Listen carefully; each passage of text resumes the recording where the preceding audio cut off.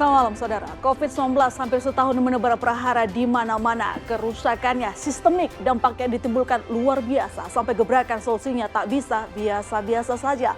Solusi instan mulai tajam menggapai sektoral. Yang terbaru adalah keistimewaan bagi dunia usaha otomotif.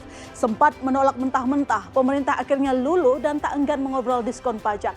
Tepatnya bebas PPNBM sampai 100%. Memang secara bertahap akan menciut dalam 9 bulan.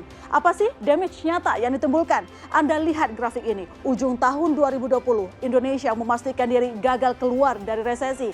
3 kuartal berturut ekonomi tumbuh negatif. Memang butuh solusi jitu, instan dan dampaknya bisa cepat. Nah, konsumsi adalah tulang punggung ekonomi Indonesia. Porsinya lebih dari setengah PDB. Tetapi apakah benar mendiskon pajak bisa serta-merta mengungkit ekonomi?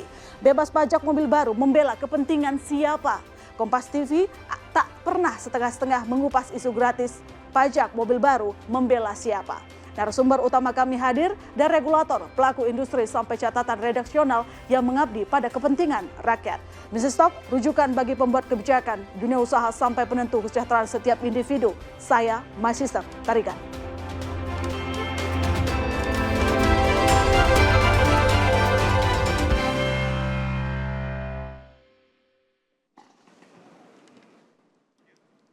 Anda kembali menyaksikan Business Talk, saudara. Sekarang sudah bergabung bersama kami Menteri Koordinator Perekonomian Erlangga Hartarto.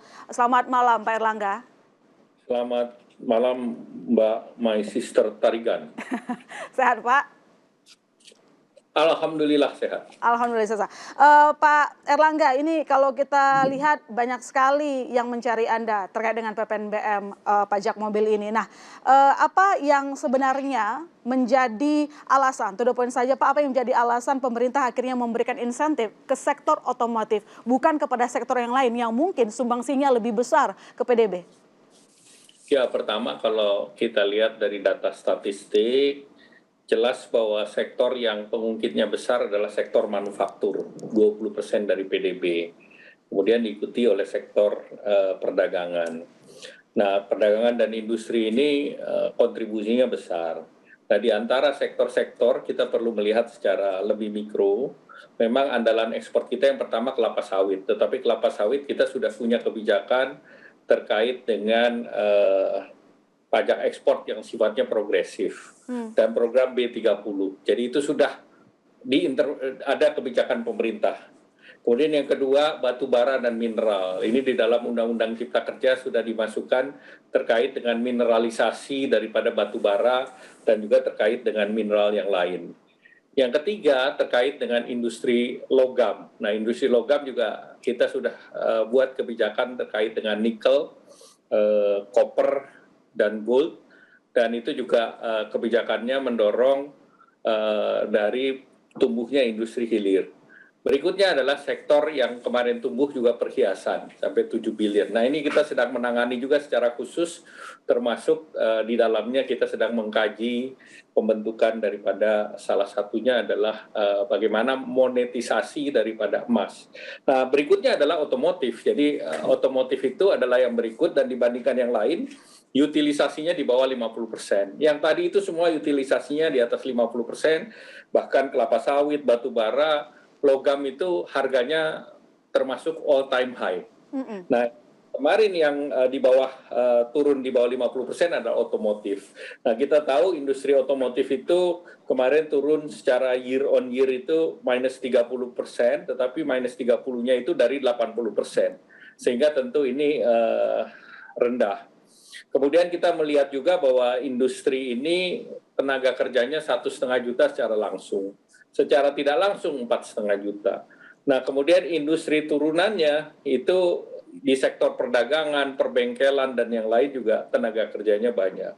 Dan kemudian industri ini juga andalan ekspor, walaupun angka ekspornya turun. Jadi yang CBU itu kemarin yang biasanya ekspornya 332.000 unit turun ke 232.000. Nah, yang dalam bentuk CKD yang biasanya 511.000 unit, ini CKD-nya turun ke 53.000. Kemudian komponen piecesnya, spare parts yang biasanya 79 juta, ini turun ke 61. Dan otomotif ini kita punya saingan yang namanya Thailand. Nah, Thailand itu sudah mengambil berbagai kebijakan termasuk di sektor perpajakan. Nah, negara lain seperti Malaysia juga pengurangan pajak penjualan 100% untuk yang CKD dan 50% bahkan untuk barang impor pun mereka kasih stimulus 50%. Nah, kemudian Vietnam tuh pendaftaran kendaraan turun juga 50% khusus untuk CKD. Nah, termasuk beberapa negara China, Jerman, Prancis, Korea dalam bentuk cash untuk industri otomotif. Memang industri otomotif ini dianggap strategis oleh berbagai negara dan Thailand bisa mempertahankan angka ekspornya yang kemarinnya tahun sebelumnya 11 juta menjadi 10 juta. Nah, Indonesia memang terjadi penurunan yang lumayan, sehingga tentunya yang nilainya mereka Thailand aja 10 billion, kita tinggal 4 billion. Nah, ini tantangan untuk kita supaya kita bisa mendorong agar di ASEAN ini kita mempunyai daya saing lebih, maka daya saing itu bisa terjadi kalau volumenya meningkat. Pak Menteri, jadi Anda bisa menegaskan bahwa insentif kepada sektor otomotif bukan karena sektor otomotif anak emas dan memang ada keterdesakan kita untuk menolong sektor otomotif? Ya, memang kan pemerintah harus melihat satu persatu. Jadi saya sebut bahwa kelapa sawit sudah, batu bara sudah, logam sudah, perhiasan dalam proses. Maka yang berikut yang besar lagi adalah otomotif. Dan kuncinya kembali, ekonomi ini baru mengungkit kalau kita ada stimulus untuk konsumen.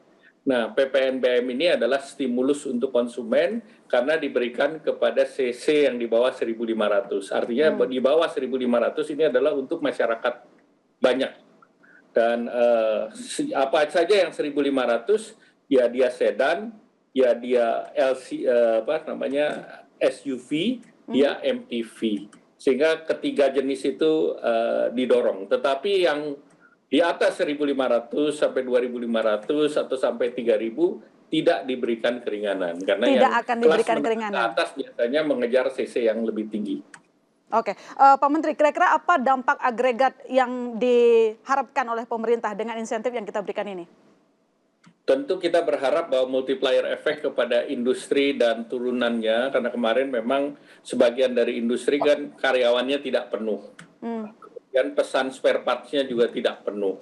Nah, ini kita berharap bahwa dengan diberikannya waktu ini bisa meningkatkan utilitas. Dan targetnya utilitas industri ini sampai akhir tahun bisa mencapai 70%. Karena kalau sudah bisa mencapai 70%, maka industri itu di atas break-even point-nya. Artinya industrinya itu memberi keuntungan sehingga pemerintah multiplier-nya mengambil pajak dari PPH. Nah, kalau utilisasinya kurang dari 70%, maka pabrikan itu akan rugi sehingga PPH yang dikejar pemerintah tidak mencapai target. Sehingga tentu ada trade-off antara PPNBM dengan PPH. Tentu semakin ini kita dorong, maka kita dapat dua sisi. Satu dari segi demand-nya akan meningkat, yang kedua dari supply side-nya akan lebih efisien. Dan utilisasi itu bisa kita capai dengan tadi kan PPNBM insentifnya itu kan berkurang ya Pak, dari 100%, 50 sampai 25% begitu. Tercapai 70%. Ya, jadi memang kita ada pertimbangan kan kalau usulan yang tahun lalu semuanya dinolkan. Tetapi kita melihat bahwa demand ini bisa kita structure karena kita melihat bahwa kalau kita lakukan secara progresif, kita berharap bahwa pemulihan ekonomi juga berjalan sesuai dengan waktu. Apalagi kita juga menargetkan vaksinasi itu bisa didorong di tahun ini. Sehingga tentu kita berharap bahwa program pemulihan kesehatan ini seiring dengan menaiknya daya beli dan demand ke depan. Oke, baik. Lantas, apakah ada lagi sektor lain yang akan diberi keistimewaan atas keringanan pajak untuk mendongkrak penjualan yang berujung konsumsi masyarakat juga meningkat? Misi Stok masih akan segera kembali. Saudara, jangan kemana-mana.